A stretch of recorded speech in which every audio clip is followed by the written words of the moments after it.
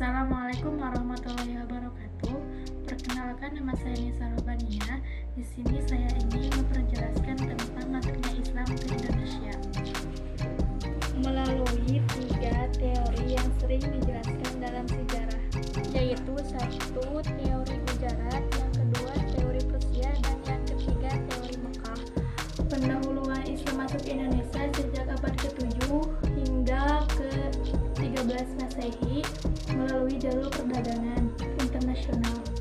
Letak geografis Indonesia yang strategis di jalur perdagangan antara India dan Tiongkok menjadi faktor penting dalam penyebaran agama Islam. Ada beberapa teori yang menjelaskan bagaimana masuknya Islam ke Indonesia, yaitu teori Gujarat, teori Persia, dan teori Mekah. 1. Teori Gujarat, Snoek Robonje. Teori ini ditemukan oleh Snoek Robonje, seorang orientalis Belanda. Ia menyatakan bahwa Islam masuk ke Indonesia dari Gujarat, India sekitar abad ke-13. Tradisi batu nisan. Bukti utama teori ini adalah batu nisan Sultan Malik al-Saleh, raja pertama kerajaan Samudra Pasai, yang dimiliki kesamaan dengan batu nisan di Gujarat. Perjalanan Marco Polo. Marco Polo, seorang penjelajah dari Venesia, melaporkan adanya komunitas muslim di Perlang pada abad ke-13 ketika ia singgah dalam perjalanan dari Tiongkok ke Eropa.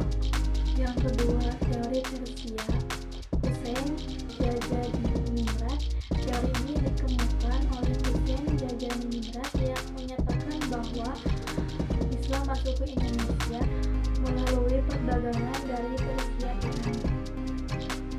Bukti teori ini meliputi tradisi keagamaan seperti peringatan 1 Syuro, hari Asyura, yang diperingati oleh Syiah di Persia dan serupa dengan tradisi di Nusantara.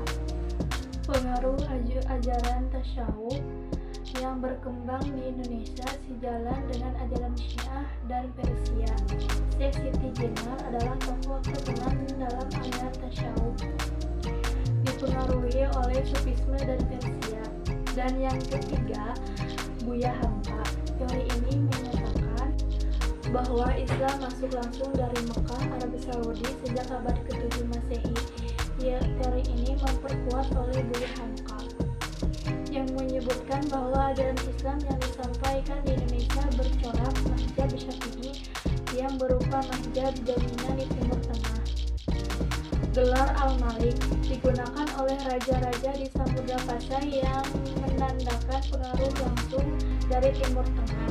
Tradisi ini juga didukung oleh fakta bahwa para ulama Nusantara banyak yang belajar langsung di Mekah dan membawa ajaran Islam ke Indonesia. Berdasarkan berbagai teori, masuknya Islam ke Indonesia merupakan hasil dari proses panjang yang melibatkan interaksi, dagang, dakwah, dan kebudayaan.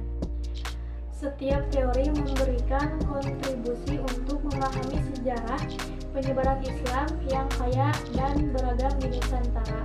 Kesimpulannya adalah Islam yang berkembang di Indonesia adalah hasil perpaduan dari sebagai pengaruh Timur Tengah, India, dan Persia dengan akulturasi budaya lokal yang kuat.